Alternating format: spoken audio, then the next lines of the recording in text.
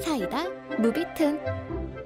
난 대학교 4학년 예전부터 계획했던 여행 자금이 모여서 친구랑 해외여행에 가기 위해 처음으로 여권을 만들게 됐다. 엄마한테 그 얘기를 했더니 밤에 아빠가 거실로 불렀다. 왠지 분위기가 심상치 않다는 건 알 수 있었다. 해외 나가는 건 위험하다느니 그런 얘기를 들을 줄 알았는데 내가 전혀 상상도 못한 얘기였다. 해외여행 간다고 들었는데? 응. 그러려면 여권이 필요하지? 응. 그런데 그게 왜? 아빠가 무슨 말을 하려는 건지 전혀 짐작이 안 가서 애가 탔다. 그럼 호적이 필요하지? 뭐 그렇지. 엄마는 옆에서 고개를 떨구고 있었다. 너가 취직하면 얘기하려고 했는데 너랑 세영이는 엄마 자식이 아니야. 어? 난 머릿속이 새하얘졌다. 하지만 조금 납득한 부분도 있었다. 우리들은 삼형제로 나, 여동생, 남동생인데 난 아빠를, 동생은 엄마를 쏙 닮았다. 하지만 여동생은 아무도 안 닮았다. 어렸을 때 사진을 보면 나랑 여동생은 닮았었다. 나이차가 나는 남동생도 3살 정도까진 우리랑 닮았었다. 나와 여동생은 아빠의 전부인이 나왔다고 부드러운 표정으로 알려줬다. 너가 만나고 싶다면 말리진 않겠지만 무슨 일이 있었는지 말할 테니 듣고 생각했으면 한다. 아빤 그렇게 말했다. 알겠어. 아빠가 내 친모랑 결혼해 내가 태어났고 이어 여동생이 태어났을 때는 아주 행복했다고 한다. 근데 내가 3살 정도였을 때 친모가 이상해졌다고 한다. 괜히 아빠의 바람을 의심하며 구박하고 회사에 출근했는데도 계속 전화하고 쉬는 날에는 나랑 여동생을 냅두고 어딘가에서 외박을 하며 바람을 피웠다고 한다. 그것만으로도 용서할 수 없지만 이후 아빠에게 폭력까지 휘둘렀다고 한다. 아빠는 계속 맞으면서도 반격해서 손찌검을 하진 않았다고 한다. 그랬더니 더 심해지더니 친모가 던진 물건이 눈에 맞아 실명에 이르자 이대로는 안 될 것 같아 우릴 데리고 도망쳤다고 한다.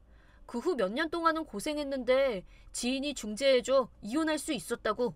하지만 그러고도 친모는 아빠를 스토킹하고 괴롭히면서 날 돌려달라고 큰 소리치며 언제는 유괴한 적도 있다고 한다. 참고로 여동생은 신경도 안 썼고 어째선지 나한테만 집착했단다.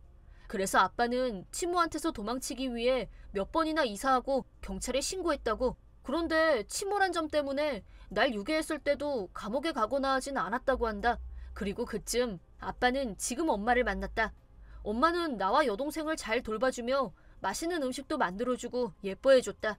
하지만 친모가 알면 무슨 짓을 할지 모른다고 당시 아빠는 엄마의 고백을 몇 번이나 거절했다고 한다. 그래도 꿋꿋하게 우리들과 놀아줬고 곧 우리들은 엄마를 엄마라고 불렀고 결혼할 수밖에 없다고 생각해 무슨 일이 있어도 같이 살고 싶다고 아빠를 설득해 교제를 시작했다고 한다. 엄마 대단하네. 그러던 어느 날 아빠가 출근하고 엄마는 나와 여동생을 데리고 공원에 갔다. 그때 공원의 철망을 넘어온 험악한 얼굴을 한 여자가 칼을 들고 엄마 쪽으로 달려왔다고 한다. 그게 친모라고 알았을 땐 이미 우리들 가까이에 와 있었다. 깜짝 놀란 엄마는 우리들을 끌어안고 감쌌다. 친모는 정신 나간 여자처럼 내 아들 내놔! 내 아들 내놓으라고!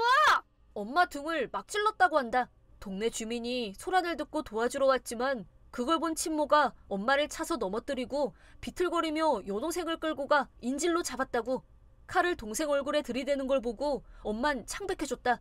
엄만 무아무중으로 친모에게 달려들어 칼을 뺏었고 동생 못 건드리게 몸통 박치기로 동생한테서 떨어뜨렸다. 그때 주변 사람들이 동시에 달려들었고 경찰 오고 구급차 오고 난리 났다고. 덕분에 난 멀쩡했고 동생은 타박상 정도. 하지만 엄마 등은 갈기갈기 찢겨 옷은 피범벅이 됐다고 한다. 그래서 엄마 등에는 지금도 흉터가 몇 군데나 남아있던 거였다. 거기까지 듣고 난 울음을 터뜨렸다.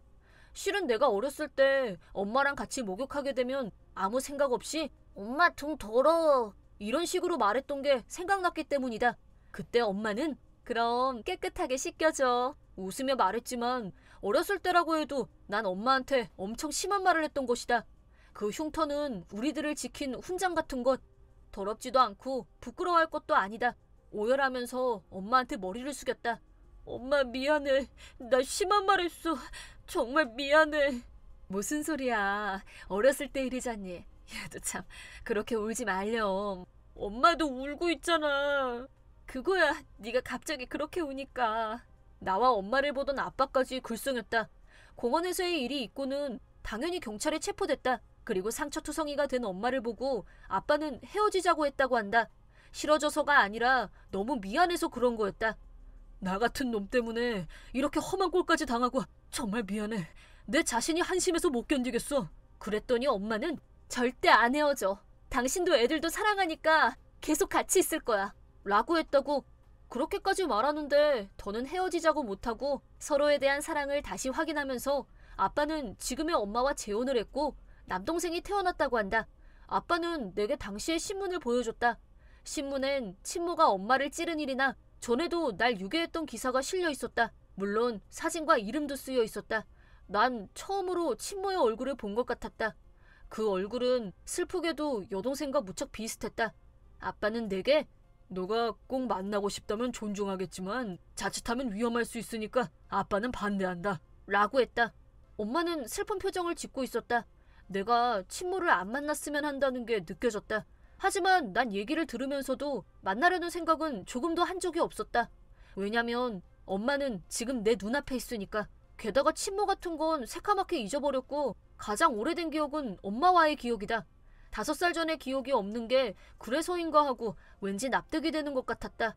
아니, 난 만날 생각 전혀 없어. 구야 놀라긴 했지만 혈연이 전부가 아니라는 걸 지금까지 엄마가 우리한테 보여줬으니까 말이야. 그래? 다행이다. 아빤 내 말을 듣고 무척이나 안심한 표정이었다. 해외여행 가는 것 같고 이렇게 무거운 얘기 해버려서 미안하다. 아니야. 아빠도 말 꺼내기 힘들었을 것 같은데 이참에 알게 돼서 다행이야. 근데 솔직히 동생한텐 아직 말 안 했으면 좋겠어. 아직 수험생이기도 하고 괜히 그런 일로 고민 안 했으면 하니까. 네 동생한텐 더 시간이 지나고 말해보마. 너한테도 계속 숨길 생각은 아니었지만 뭐 확실히 말 꺼내기 어렵지. 민감한 얘기니까. 엉뚱한 계기로 난 알게 됐지만 동생은 아직 모른다. 특히 동생은 친모랑 얼굴이 많이 닮아서 이 얘기를 들으면 충격을 받을 거라고 생각한다. 하물며 엄마를 좋아하는 동생한테는 더 괴롭게 다가오겠지. 아빤 내게 친모와 만날지 안 만날지는 스스로 결정하라고 했지만 동생이 그런 인간과 만나게 하고 싶진 않다. 엄마를 다치게 한 것도 용서할 수 없고 가능하다면 평생 보고 싶지 않다. 하지만 지금은 아무것도 모르는 동생도 언젠간 알게 될 날이 오겠지. 그때까진 시간이 좀 있지만 우리를 정신나간 친모에게서 엄마가 지켜준 것처럼 이번엔 내가 가족을 지킬 생각이다. 이번 영상은 어떠셨나요? 재밌게 보셨다면 구독, 좋아요에 댓글까지 달아주시면 감사하겠습니다. 그럼 다음 영상에서 만나요.